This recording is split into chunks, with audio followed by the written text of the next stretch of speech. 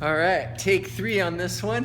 First time it went over 15 minutes, and the second time I got interrupted, so we'll see how it works this time. Today we're doing Louis Cyr.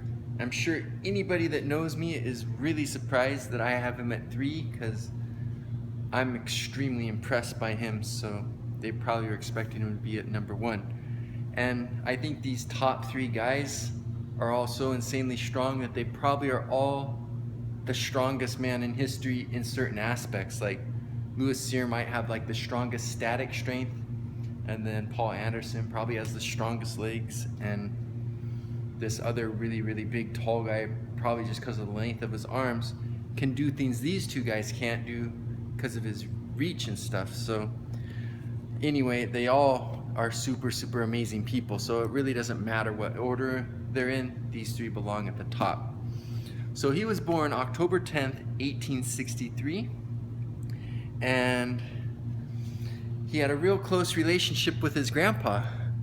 And his grandpa loved strength. He thought it was really important and thought highly of people with strength. And so Louis Cyr quickly gained this same obsession himself. So as a little kid, he was picking up bigger and bigger rocks and bigger tree branches and tree trunks and anything he could do, and he just kept getting stronger and stronger and getting more and more famous for being strong. And like then as a young man, he started working for the lumber company, and he'd like carry 2 things for everyone's one, and then 3 things for everyone's one, and then 4 things for everyone's one, and he just got more and more famous. And there were quite a few things.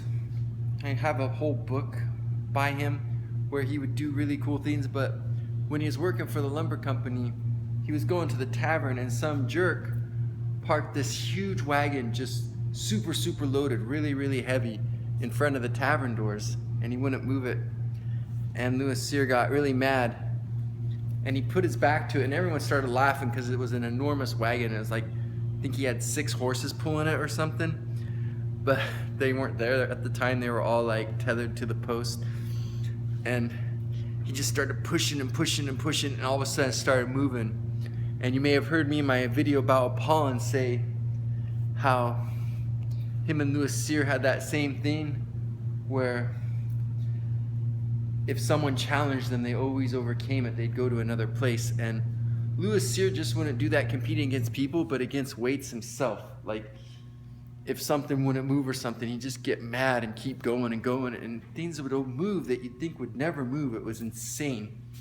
Anyway, it came to the point where he was just so famous for his strength, he started to try to make a living off of it. So he created the Cyr Troupe, and they would go around doing strength feats and charging money for admission and stuff. And it was tough going, and hard to get started, and it was quite a struggle, but anyway, they gained notoriety doing it. And so all the strongest Canadians in their province kind of wanted to protect their reputation, challenged Louis Cyr to a strength contest, and he killed them. It was like he backlifted 2,368 pounds and put a 218-pound dumbbell over his head with one arm. Just destroyed them. It wasn't even a contest. And so then he decided to go to America and try his luck. He entered a little strongman contest, and it was real simple. You just had to pick up a 700-pound horse. They had like some kind of thing under it, and none of the other guys in the contest could do it, and he did it really easy and won. And this attracted the attention of all these people that knew this really strong guy about 3 or 4 hours away. And he had a really good reputation, and everybody thought he was really awesome. And they're like, whoa, this young kid's really good. We should have them compete against each other. So they went and got Louis Cyr and brought him over, arrived at the guy's house in the middle of the night, knocked on the door, woke him up. But the strongman always welcomed him a challenge, and he was actually like happy to see them even though he was tired. Had his wife make a big meal for everyone, and him and Louis just started eating like crazy. This is what the strongmen used to do. They'd just like eat these huge monstrous meals before they'd compete. And finally they go into his gym. This guy was way ahead of his time. He actually had a little gym, had like this set of dumbbells in 5-pound increments, all kinds of stuff that nobody else back in that time had. He trained really, really like consistently. And so the first thing he does, he grabs like a couple 55-pound dumbbells, does like 12 reps of strict military press.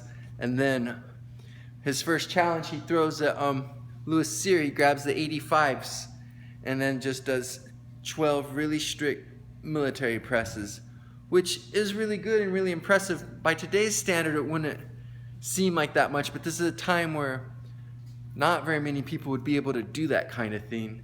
And so you could see he was a pretty legit guy. He wasn't like some of these people, but he was definitely a strong guy and deserved respect. It's a time when people were smaller and stuff, so that was an impressive feat back in the day. And Louis Cyr just grabbed like the 55 and crisscrossed it over the 85, brought them both up, and then busted out 12 reps really easy. And the guy was just like, he could see he was totally out of his league. This guy was well above him. This guy was world class, and he just bowed down, tipped his hat to him, and they started exchanging like anecdotes and stuff about things they did in the past and had a good evening and whatnot. So anyway, he made his way back up into Canada, and there was this really, really strong guy that was supposed to be the strongest man in Canada.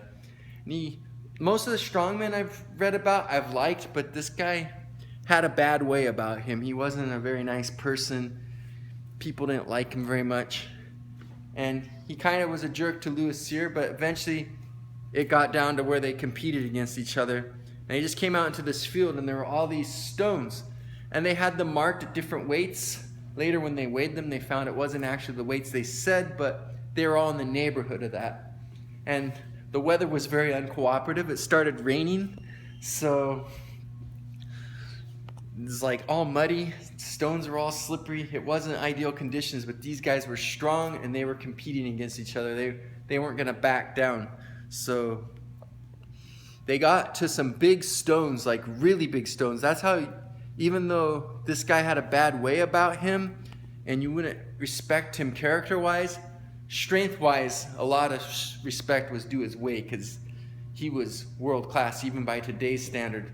They got to a stone which was marked at 450, but when they weighed it later, it was actually about 417. And he actually got it up in the rain, in the mud. So props to that guy. That's an incredible feat of strength.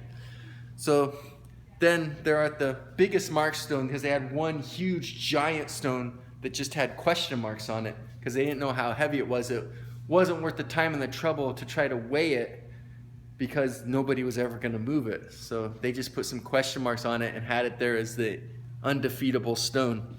So this guy goes to the stone that's supposed to be 500 pounds. They later weighed it. It was about 463. So it was in the neighborhood, but it was definitely smaller. And he couldn't. I don't even think he could budge it, but he gave it a good effort. He tried. It was just too much stone. That's an enormous stone. And instead of Louis Cyr going to do that one, he goes to the big, huge one with the question marks. It's all wet. There's like suction because it's stuck in the mud and everything. And he pulls this thing up, and everyone's just like, they can't believe it. They never thought they'd see that. And he was always doing things like that were just at a whole nother level. They later weighed it, and it was 517 pounds. And it wasn't until many, many, many years later, more than 100 years later, that the world's strongest man thing, where they have like all these different contests. Well, they did one called Fortissimus in Canada in 2009, and they had a big 500-pound plus stone in honor of Louis Cyr. And not even big old Zydrunas Savicus could pull it up, but this guy Derek Poundstone somehow found it within him to get it off the ground. It's the only other time I think anybody's moved a stone of that size. But it wasn't raining and it wasn't muddy, but it was still an impressive thing. So I think what Louis Cyr did was the most impressive stone lift in history. And some of his other famous lifts, he pushed a freight car weighing 533 pounds up an incline with one finger. There was this big 535-pound rock with a ring in it, and with one finger, he deadlifted it. He pulled it off the ground and was holding it with just his finger. But the coolest of all of Louis Cyrs' things was Apollon and Eugene Sandow. We're hearing about this guy in America who people were calling the strongest man in the world, and they were like, that's nonsense, we're the strongest man. They both were saying they were the strongest man, but I don't know how they could pull that off when they were both in Europe, but I guess they never crossed paths. Anyway, they came to the US to challenge him, and when they were watching his stuff, they both just went back to Europe. So that should tell you something, especially Apollon, because he never backs down. So anyway, Louis Cyr got tired of people saying that they were stronger than him, so he went to Europe. And he did this big show, and it only took like 2 or 3 lifts in, and people's jaws started dropping. Because back then, these strongmen, they would find something they had a gift for, something where their body was perfectly suited for something, and then they would just go nuts and train that lift like nobody's business, and that'd be their challenge lift. And they would set like world records in these lifts, and no one else could even come close to them on this because it was like their specialty. And that would always be the one they threw out as challenge, and no one would ever meet the challenge, so they could keep claiming to be the world's strongest man.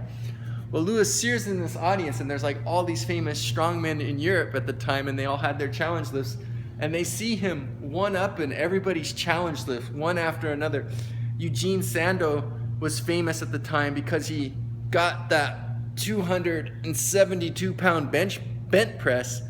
Well, Louis Cyr, he didn't even bent press it. He got 273 pounds, just grabs it, pulls it up. It's like nothing.